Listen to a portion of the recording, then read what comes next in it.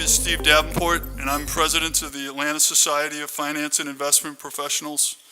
The Atlanta Society has been helping investors since 1960. It's been a great day for the finance industry in Atlanta, with experts discussing the future and how we can make it better. The CFA Institute established May as Putting Investors First Month 3 years ago, and we started with one event.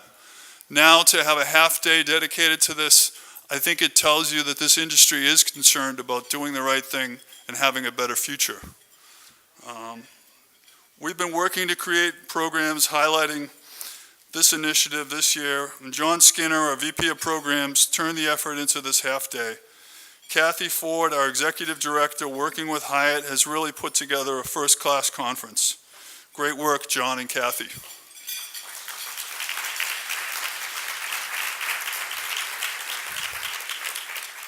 We started out wanting to involve more than just the CFA community because this effort to transform the future is not a simple task. We would like to thank our partners today. The CFA Institute, particularly Rebecca Fender, Kaya, Chartered Alternative Investment Analyst, current Atlanta Society President Greg Kaufman, SIFA, Southeastern Hedge Fund Association, longtime partner Michael Cross, GSA, the Georgia Securities Association, current President Russell Brown, North America NASP, North America Securities Professionals, Antoinette Bing, and ACG, the Association for Corporate Growth, Tim Roberts. We appreciate all that these organizations' support and involvement has meant to this conference today. These organizations have come together and helped to bring resources and speakers to this initiative. We've addressed the 6 areas of focus through our meetings today. Putting investors first in the trust survey with Rebecca Fender, retirement security with Marty Sullivan from SSGA on better pension boards, financial knowledge, we're going to address a little bit here with Jason Trennert, but cognitive diversity and the financial literacy panel, I think, brought up a lot of good ideas as to how we can do this better. Safeguarding the system at the derivatives panel I was just on, and transparency and fairness through the alternatives panel. These areas will require us to consistently improve our solutions and our efforts so that our clients experience a better industry. I am very proud of all the efforts going on with financial literacy as we continue to address this issue. Thanks to all of us for moving us forward. Today has brought together many groups and ideas on how we can make the future of our business better. It starts with each of you. Every time you sit down with a client and address their needs. The Mahatma Gandhi had a quote which said, "Action expresses priorities." I appreciate all the actions of the many people here today, but we need to establish the priorities going forward and continue with our actions to define a difference that matters. Now our keynote speaker, Jason Trennert, will lay out the actions for our market success over the next 3 to 5 years. Mr. Jason DESENA Trennert is the Managing Partner, Chief Executive Officer, and Chief Investment Strategist at Strategas Securities, LLC. He co-founded the firm in 2006. Jason is consistently a guest on CNBC and Bloomberg as a leading market innovator. His recent book, My Side of the Street, talked about the industry perspective and why we're different than the quants and the masters of the universe. He received a Master of Business Administration degree from the Wharton School at the University of Pennsylvania and a Bachelor's of Science in International Economics from Georgetown University. Please give a warm Atlanta Society welcome to Jason Trennert.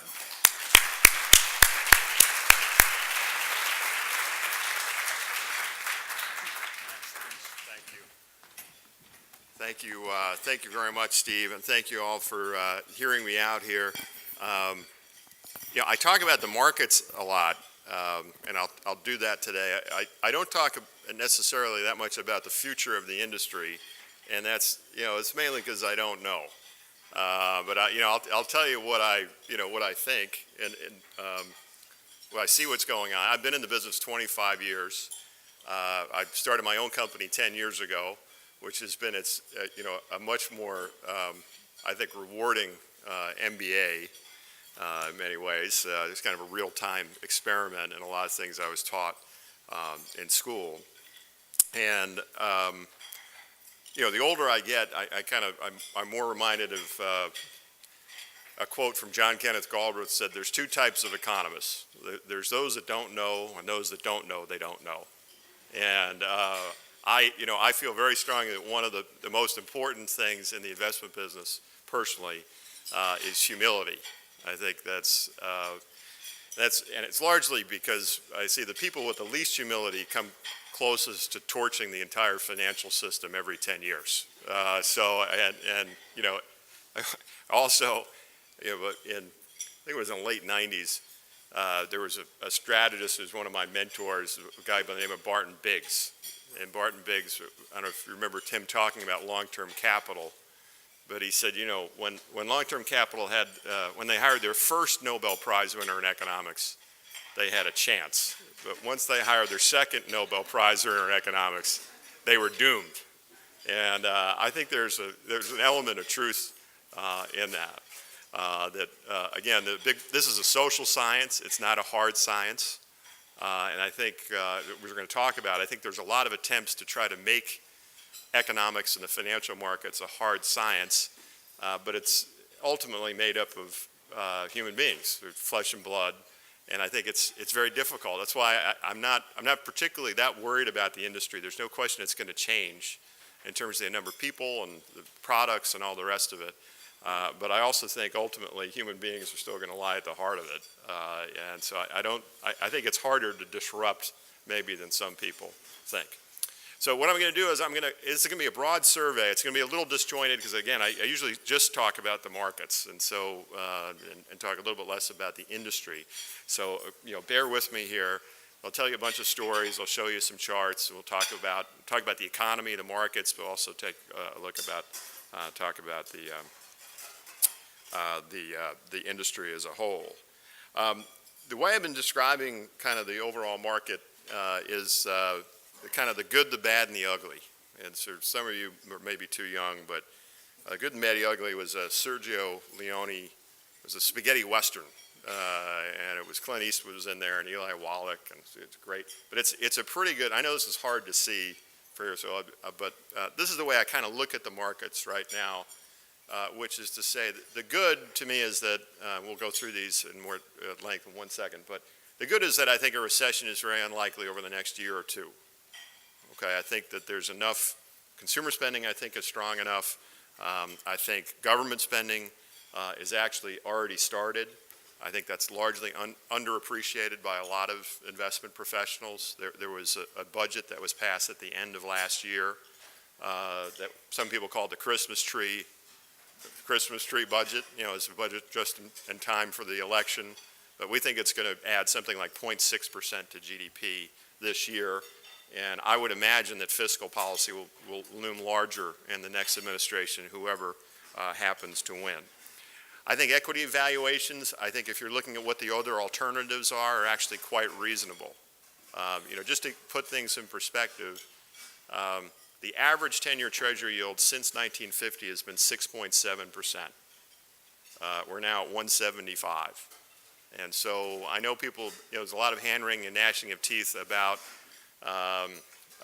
the market trading at 17 times earnings, but again, compared to what the other alternatives are, I don't think it's too out of line.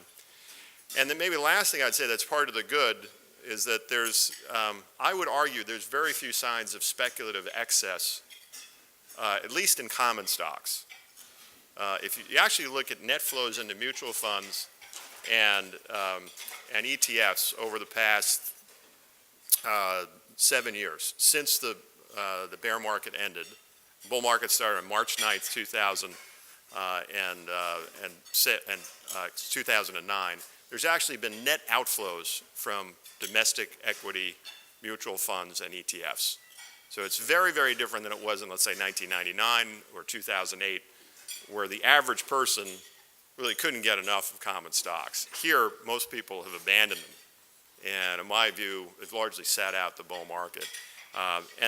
The good news on that is that Sir John Templeton said, bull markets are usually born in pessimism, they grow in skepticism, and die in euphoria. And here, I would argue, there's very few signs of euphoria as far as the common stocks are concerned. All right, so that's the good. The bad, as we're going to talk about more at length here, is that there's a very inefficient policy mix, I would argue. There's 4 ways governments can influence an economy. There's fiscal policy, monetary policy, regulatory policy, and trade. And if you think of those things as 4 wheels on an axle or 4 tires on an automobile, one of those wheels is overinflated, which is monetary policy, and another one of those wheels you're down to the axle, which is regulatory policy. And the great irony, as I'm going to show you, is that's leading, in my view, to very inefficient uses of capital. And it's also, the irony is it's not helping the people it's designed to help, and it's probably helping the wrong people. You know, it's tending to help the wealthiest people in the country rather than kind of everybody else. So we're going to talk a little bit about that. That's also leading to, I think, a lack of capital investment, which we'll discuss, which is putting pressure on productivity and ultimately profit growth. So that's the bad.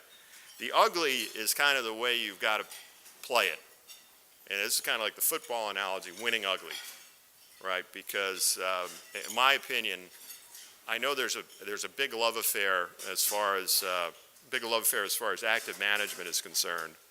But the great irony to me, and of course this is my business, all of our clients are active managers, so you have to kind of consider the source, right?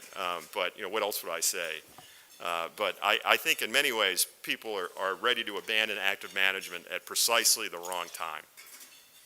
The great irony of my career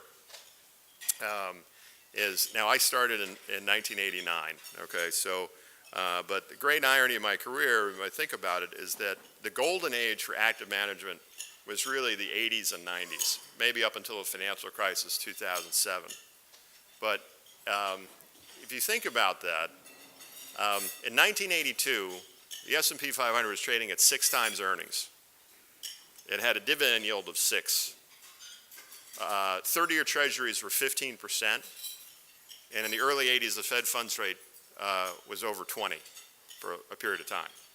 Okay, and then you fast forward 17 years at the peak, 99, and the S&P 500 is trading at 28 times earnings. You have close to 1% Fed funds rate, all the rest of it. Now, if you're looking here, sitting here in 2000, and if you look at 2016 here, you're at 17 or 18 times earnings. Margins are quite high, and in my opinion, it's going to be tough to outperform. Going to be tough to get the types of returns you need without a lot of help. It still will be tough to outperform, but you're certainly not going to have the tailwind that you had in the 80s and 90s. So the great irony is that the golden age of active management was the time you should have been passive, from 80s and 90s. And now this is a period where I think you're going to need a lot of help to get the returns that you might need. So that's a broad overview of how I'm seeing the market. I mentioned this inefficient policy mix, and this, in some ways, this could almost really be also, it's Exhibit A for the inefficient policy mix. It's also Exhibit A for, I think, one of the reasons why active managers have had a hard time outperforming. And what this shows you, the solid line, is the Fed's balance sheet indexed back to 100 in 2007. Okay, and what it shows you, the Fed's balance sheet has quintupled since 2007. So the Fed's balance sheet went from $800 billion to $4.5 trillion over this time period. The dashed line is the velocity of money. Okay, so the Fed has been dumping money out of helicopters, to use Ben Bernanke's term, and it's largely gone directly into bank vaults. It hasn't gotten out into the real economy.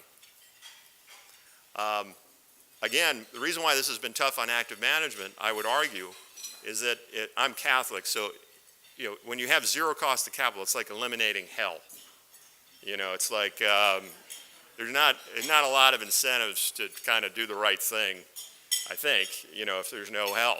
And if you're an active manager, if you're sitting there and you're trying to figure out which stocks will outperform, it's hard to outperform when a lot of companies that might have normally gone out of business have a 0% cost of capital, right? So this, to me, is one of the reasons why the system hasn't really been cleaned out.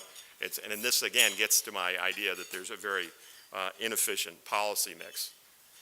This has even gotten worse. This has been taken to, I think, a ridiculous extreme now in Japan. Japan has negative interest rates.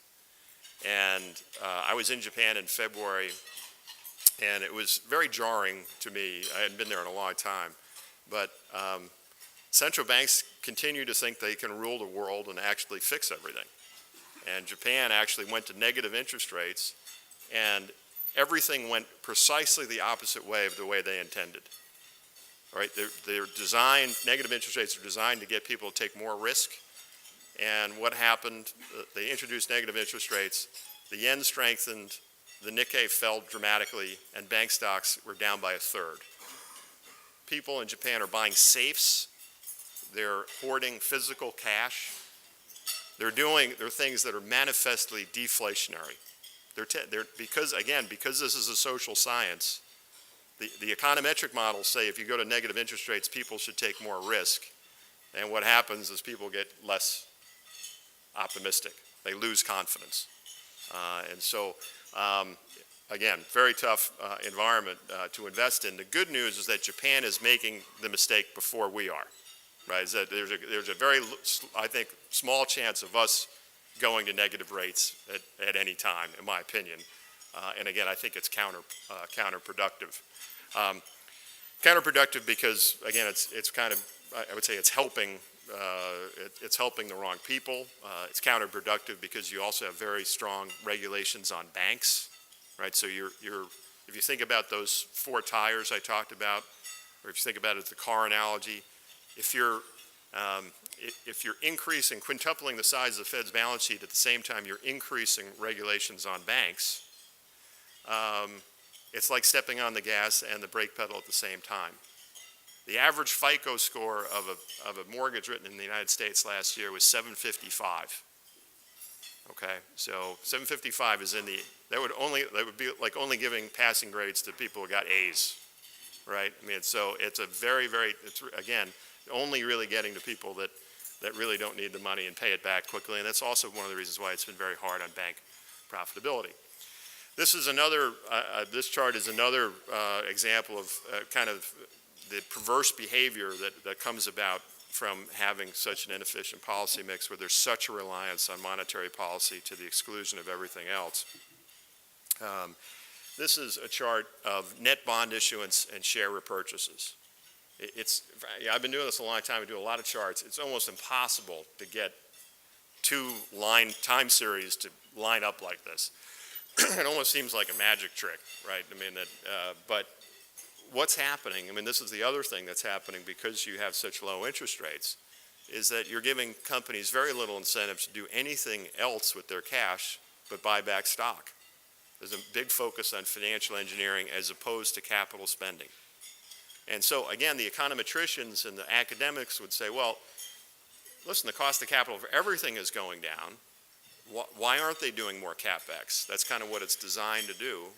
And again, as I'm a CEO of a very small company, but I can't fire myself, but if I were a CEO of a large company where I could get fired, I'd say, well, I don't know. If I could just issue bonds and buy back stock and have that be accretive, why would I take a risk on capital spending project that might take 4 or 5 years? By that time, I might be spending more time with my family or pursuing other interests or whatever the euphemism is for getting canned. So this, to me, again, this is by the social engineering, financial engineering the Fed's doing, in my opinion, it's again resulting in kind of the opposite of what's been intended. Now I'm going to talk a little bit about the business and kind of how things are changing and maybe some of the challenges that you're seeing as part of the business. And this is something I think, this is a good kind of cocktail party question. You could ask people, how many stocks are in the Wilshire 5000, right? And the answer, believe it or not, is it's about 3,650. Okay, you can believe it, right? So this is a chart actually of the number of companies listed on U.S. exchanges. So in 1997, there were 8,800 publicly traded companies in the U.S. Today, there's about 5,200, a little more than 5,200 publicly traded companies. So you've lost 3,500 publicly traded companies over about 17 or 18 years. Okay, now this has obviously made the job, I would say, an unsung hero why the market has done better than people have expected over the past 7 years. Just there's a shortage of common stocks. It's also, though, if we have any small cap managers here, you know that it's also made your job tougher. That's why some mutual funds are putting in private equity investments into their 40 Act funds, mainly because there's a shortage of publicly traded stocks. My opinion is that this is a result of a number of things. First is that you had the tech wreck, and so, you know, from 2000 to 2002, a lot of companies that shouldn't have been public in the first place went out of business. Then in 2002, you had Sarbanes-Oxley, which greatly increased the cost of being a public company, to the point where you'd say, you know, why would I be a public company if I could get capital someplace else? And the place where you got capital, largely, if I go forward a little bit, is this industry, which is the private equity industry. Now, you know, when I started in the business, there was no such thing as private equity. They were called LBO shops, okay? And there were a handful of them. I mean, maybe a couple handfuls of them, but there weren't a lot of them. Right now, there are 4,000 private equity firms in the United States that manage about $4.1 trillion in assets. And to me, this is another part of the reason why there's so few publicly traded stocks. It's simply because there's no need to get capital from the public markets if you can get it in the private markets. This, to me, though, involves some sort of, you know, I do think it's going to present some sort of challenges, especially for fiduciaries of large public pension plans and others that have to have certain actuarial assumptions. Because I think while this worked very well, these big outsized allocations to alternative investments, I think alternative investments are just like any other asset class. We just say when the supply goes up, generally speaking, the performance suffers, right? So when David Swensen started investing in private equity in '94, no one was there. That's why it worked so well. And now there's a lot of company. And I would say the same is true. We go back, this is the number of hedge funds. There's about 8,500 hedge funds in the U.S. that manage about $2.8 trillion unlevered, right? So it's another big industry, and again, it's part of the reason why I think it's hard to expect the performance from that part of the portfolio to match what it has in the past. I also think it's part of the reason why you're seeing such a focus on fees in the private equity and hedge fund world right now.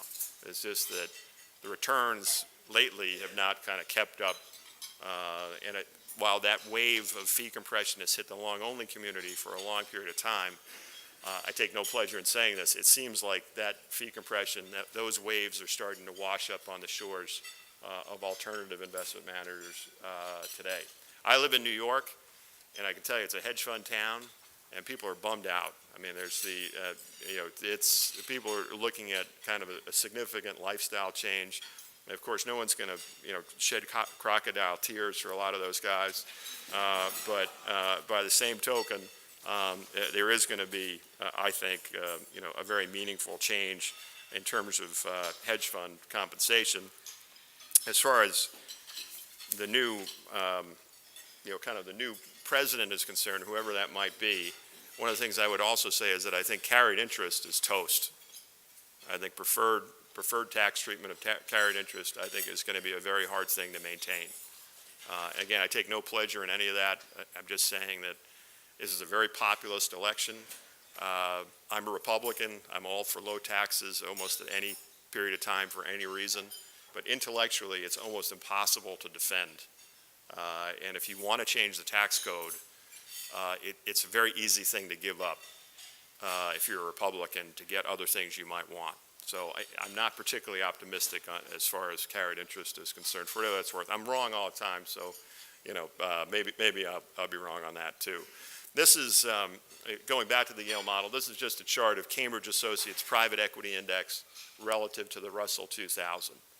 And again, this kind of gets back to what we were saying before. It worked remarkably well if you're kind of going back to the late 80s, maybe to about 2010. But over the last 5 years, it just hasn't given you the types of returns that you need. This is a chart. This is going to be the biggest challenge, I think, moving forward for a lot of investors, particularly public pension funds. This is a chart of the percentage distribution of investment return assumptions of public pension plans. And the average return assumption is 7.6%. Okay, now if you guys, I don't know if you guys have done the math on this, but let's say you're 70-30, equities, fixed income, and you put all the 30% of your fixed income portfolio in 30-year treasuries. 30-year treasuries are now yielding 260. Okay, that means you have to get 10% on the equity part of the portfolio to get to 7.6.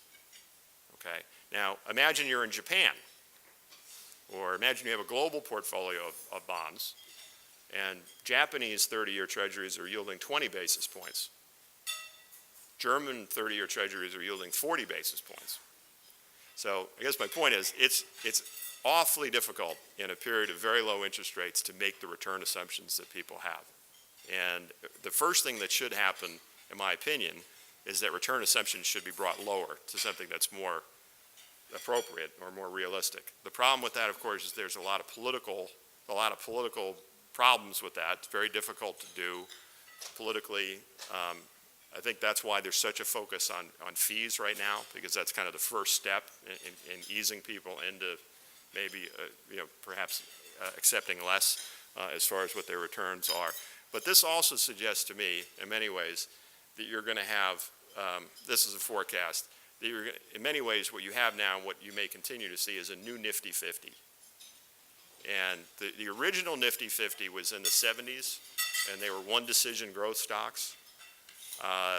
There was Polaroid and Xerox, all the rest of it. They were growing at very rapid rates. And when people were piling into them, they were happy to pay 30, 40 times earnings for those stocks because they were growing so quickly. Now what you're seeing, if you use a local example, Coca-Cola is trading at 22 times forward earnings. And say, why? It's not growing. Why is there a new Nifty 50 developing? I'd say it's developing because, in my view, many stocks are being seen as proxies for sovereign debt now. There are 99 companies in the U.S. that have lower credit default swap spreads than Japanese sovereign debt.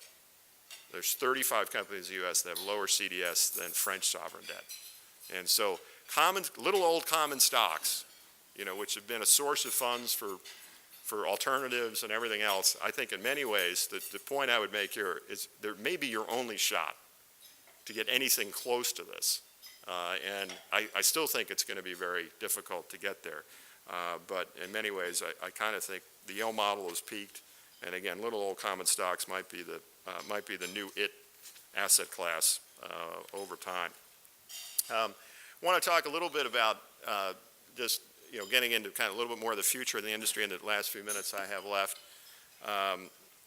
This is I didn't make this up. There's another mentor of mine in the business, a guy named Ed Hagem. Ed Hagem ran a firm called Firm and Sells. And he came up with this called the Sociology of Ownership. And the idea of the Sociology of Ownership is that in every period of time, there's an alpha investor.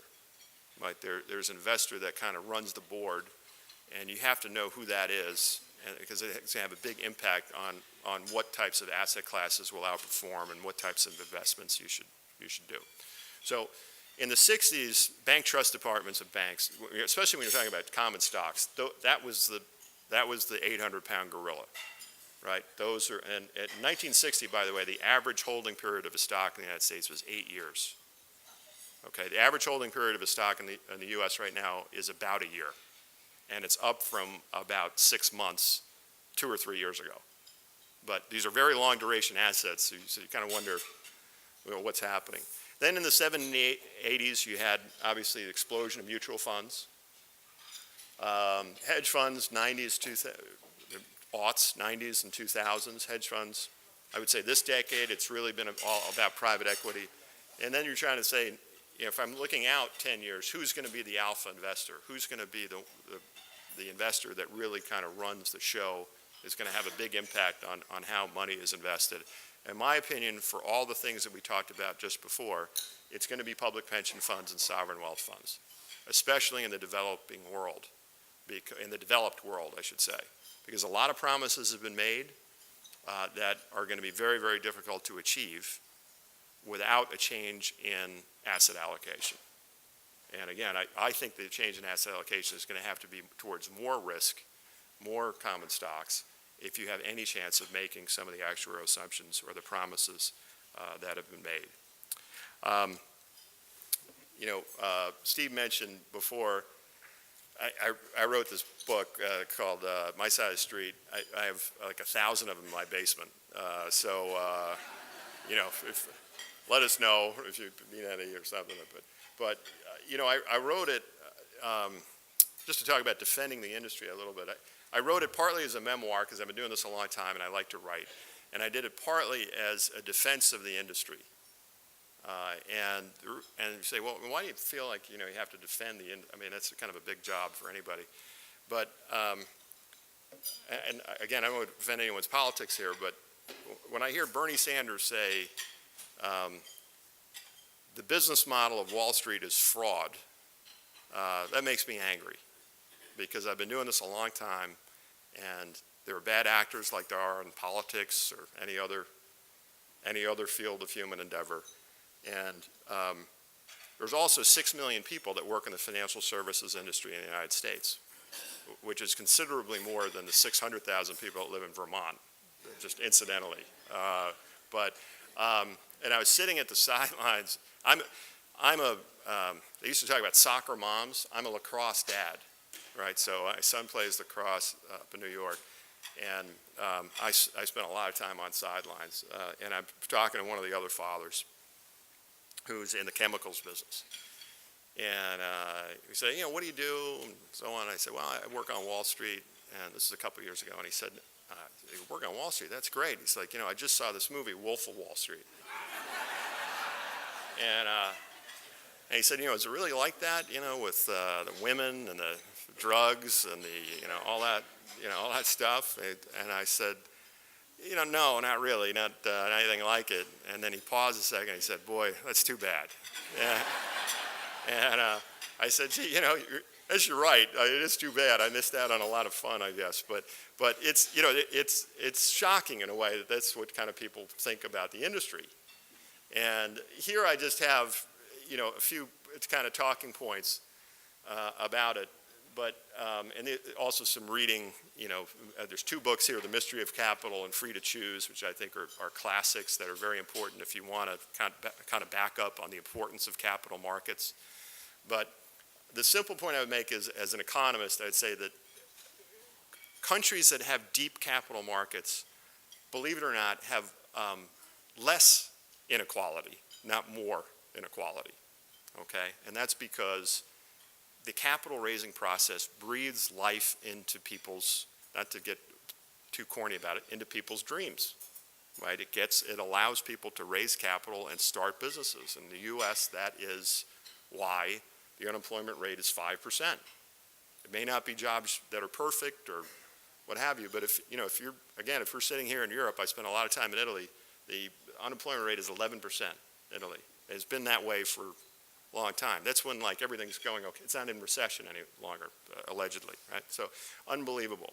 And the other thing, I heard this from Steve Forbes, but I think it's a great line. Capitalism, I know this from running my own business. Capitalism in its truest form is based on meeting the needs and wants of other people. So that is the essence of what companies do. If you start a company, you won't be in business for very long if you're not meeting the needs of clients. In any event,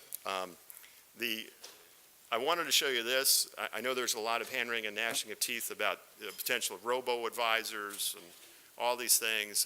And I miss this, but this is a tombstone from 1969 for American Motors Corporation. And you can't read all the names on here. I'll show it to you, but there's 33 brokers on this list, and not a single one of them exists today. Okay, this is from 1969, and so the point is, this has always been a dynamic industry. It's always changing. 1975, you had Mayday, right, where you went from fixed commissions to negotiated commissions. A lot of companies that wound up putting a lot of these companies out of business. But there's always a challenge. But again, as I said before, ultimately it's all about people. It's a social science business, and there's always going to be people here to do. The industry might evolve, but you're going to have to evolve with it. But there's always going to be a place, I think, certainly for CFAs, for people that are highly skilled and have the focus on being a fiduciary, which we're going to end with in a second. Actually, let me just end with that now, since I'm at 31 minutes here. But I think the future of Wall Street is largely about managing money and people, and clients, and clients' expectations. Because again, I go back to where I said before, from 1982 to 1999, you really just had to worry about managing money. Because the market largely just kept going up. Right? I mean, it's some people outperform, some people underperform, but it was pretty hard to go out of business in the money management business in the 80s and 90s. Right? You just had too much money flowing in there. You just got in front of anything. It kind of worked. Now, again, when you're looking at 17 times earnings and pre-profit margins, it's going to be a little different. People are going to need a lot of help, and I don't think the help is going to come from an algorithm. Especially when you're losing money, right? Fiduciary, to me, this is the thing I kind of keep coming back to when I talk to the guys in my shop, especially the younger guys. This is what it's all about. This, to me, not only what our business is, it's also a very good business strategy, in my opinion, which is just acting as a fiduciary. Fiduciary, in its simplest form, just means putting the needs of your clients ahead of your own. And I think if you do that, a lot of good things start to happen. And I think, again, the industry may change, might be some dislocations, but there's always going to be a need for this, as far as I'm concerned. In any event, guys, I've spoken for 32 minutes. That's probably enough for anybody. I'm happy.